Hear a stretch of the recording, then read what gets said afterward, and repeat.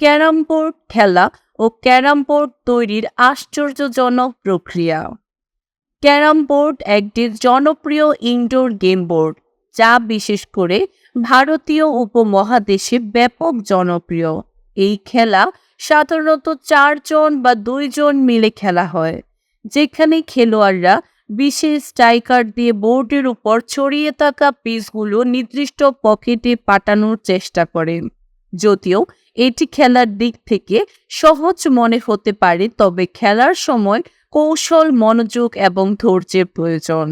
Carrom board তৈরির প্রক্রিয়াটি খুবই আকর্ষণীয় এবং সূক্ষ্মতায় পরিপূর্ণ, যা একটি উচ্চমানের বোর্ড তৈরির জন্য অত্যন্ত গুরুত্বপূর্ণ। চলুন আমরা এই ক্যারাম বোর্ড সম্পর্কে ভিডিওতে বিস্তারিত আলোচনা করি।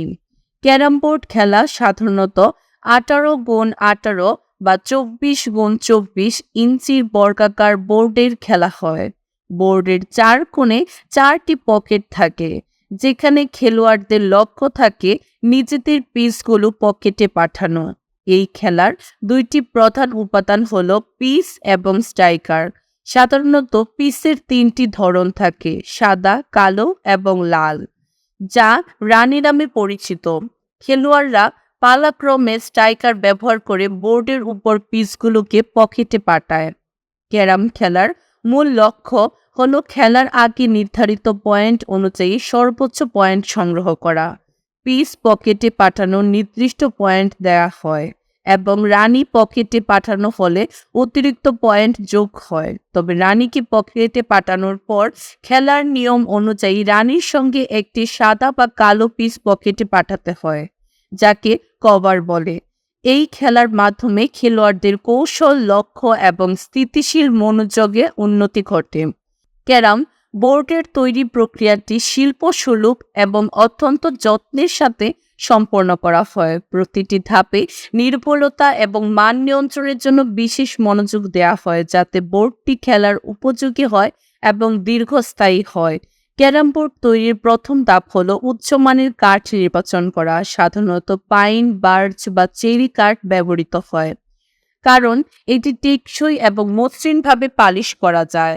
এই কাঠের গুণগত মান নিশ্চিত করা হয়, কারণ খেলার সময় বোর্ডের পৃষ্ঠের মসৃণতা খেলোয়াড়দের অভিজ্ঞতাকে প্রভাবিত করে। কারণ খেলার সময় বোর্ডের পৃষ্ঠের মসৃণতা খেলোয়াড়দের অভিজ্ঞতাকে প্রভাবিত করে। ক্যারাম বোর্ডের খেলার পৃষ্ঠটি মসৃণ করা অত্যন্ত গুরুত্বপূর্ণ, যাতে পিস ও স্ট্রাইকার সহজে চলতে পারে। প্রথমে স্ট্যান্ড পেপার দিয়ে কাগজের পৃষ্ঠটি মসৃণ ঘষে নেওয়া হয়। এরপর কাঠের উপরে পালিশ করা হয়, যা পৃষ্ঠের মসৃণতা বৃদ্ধি করে এবং আর্দ্রতা ও ক্ষয় থেকে রক্ষা করে।